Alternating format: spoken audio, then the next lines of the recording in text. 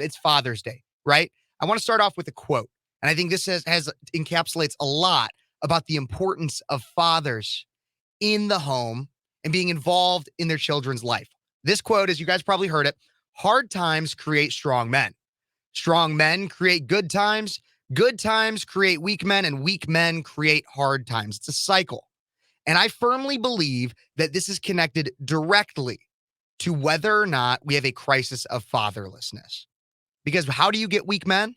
When fathers aren't in the home. And I've been told, I'm not going to just claim it out myself. And it might sound like I'm a little cocky, but some tell me that I am stronger than some other men in my generation. And I want everybody to have an exact reason as to why. And so that's why I'm going to bring on my next guest, probably one of my favorite guests I will ever have on. This is my own father, Michael Phares. How's it going, Daddy-O?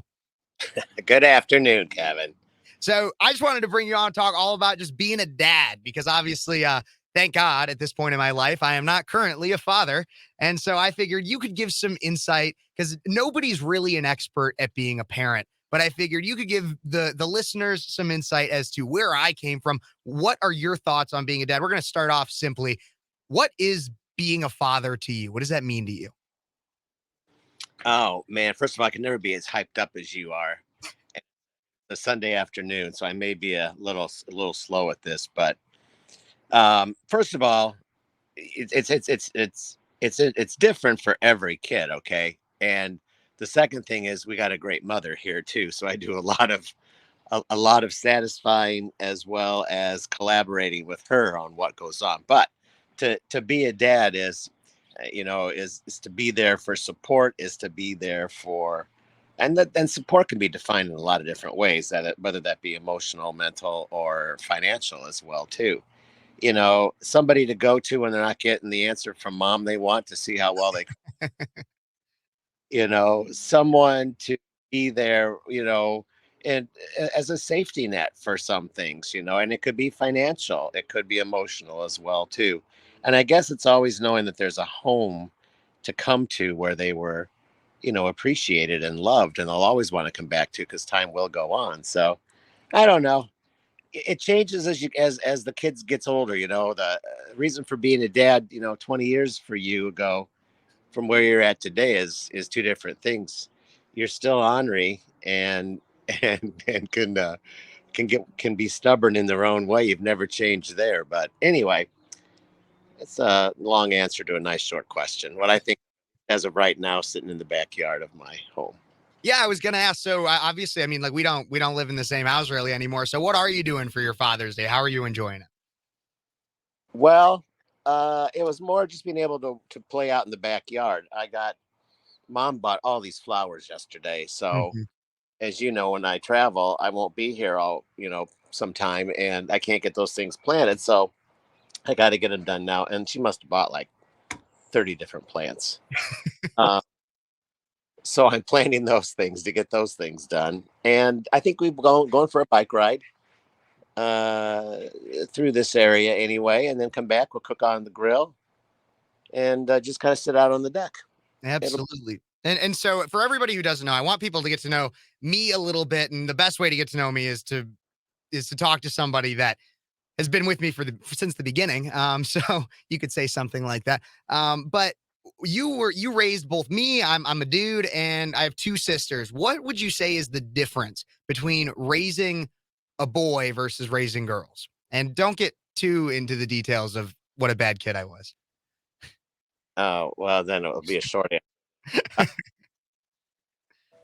Quite honestly, if I knew that answer, I could write a book and probably sell millions of copies of it too. But there are differences, um, just in I don't know, in the way that they are at a younger age versus an older age. It kind of depends on when independence kicks in, or or something like that. But you know, in today's world, they'd say that there's not a big difference, but I still believe that there is. When you raise a boy, they very much back to their moms in many cases. There's always reason for the moms and the dads, but they have a tendency to be emotional.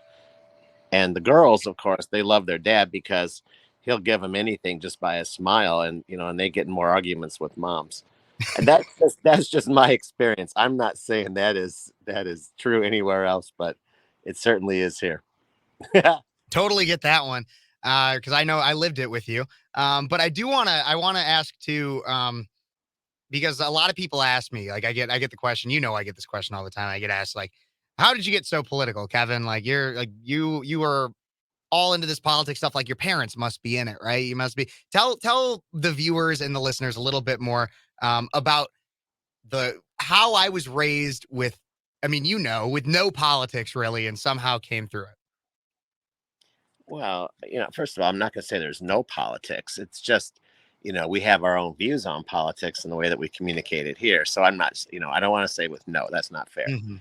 But, no, we did not have a activist type of a approach about it anyway, nor push it on anybody else, nor did we want to share, or it was just it's our choice, no big deal.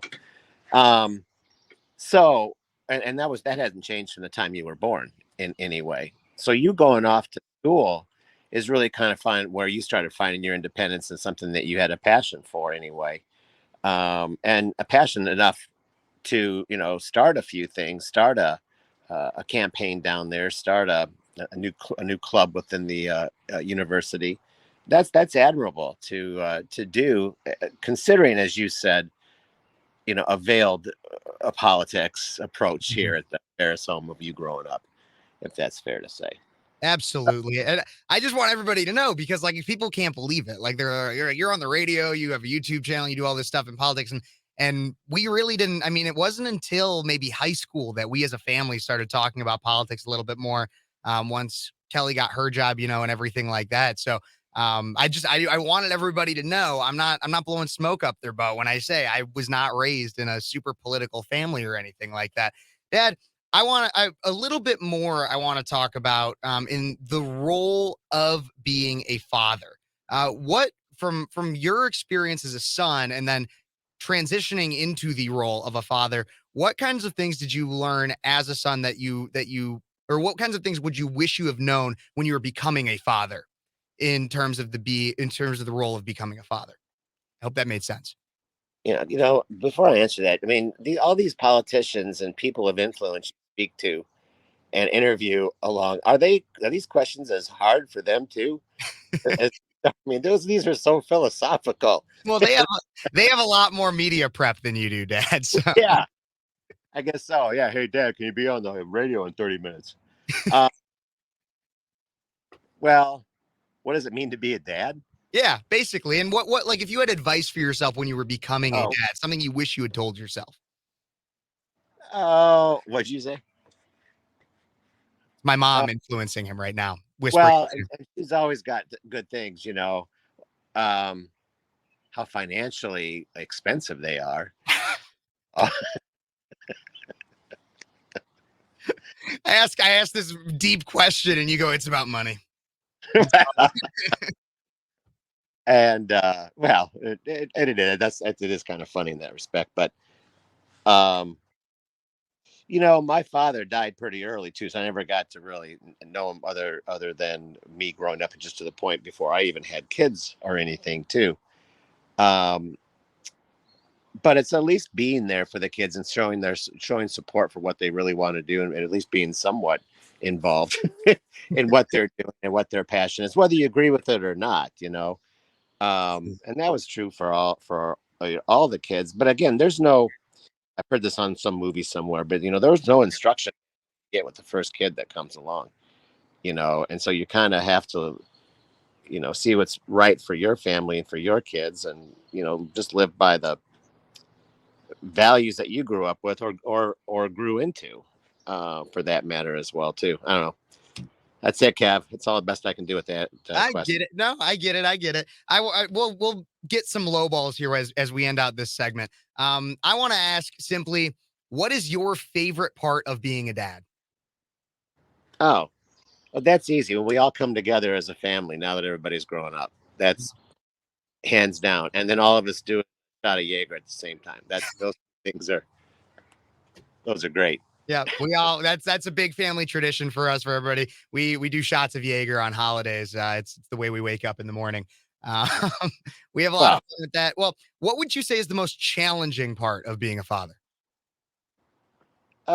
still thinking about your kids as if they, when they're out on their own, or whether it going off to university, or going off to their first job, is still how much you want to know what they're doing. How are they safe? Um, are they okay? Just are they safe? I guess is what it is. Are they making the right decisions? Are they balancing their checkbook? So Yeah. yeah, the list can go deeper. Absolutely. I get it. There are a lot of challenges. And then kind of to end this all out, because I'm going to transition after we get you off here, because I know that you have probably some drinking and other fun things to do. But I want to know, what do you think? Because you obviously, I'm our youngest in our family, and so you raised me mainly through like the early 2000s. Um, how do you think, from what you can see, has parenting changed from when you were raising me as a kiddo to raising kiddos now? Oh, well, you can say the result of some things is technology, or how much more we spread ourselves in diversity.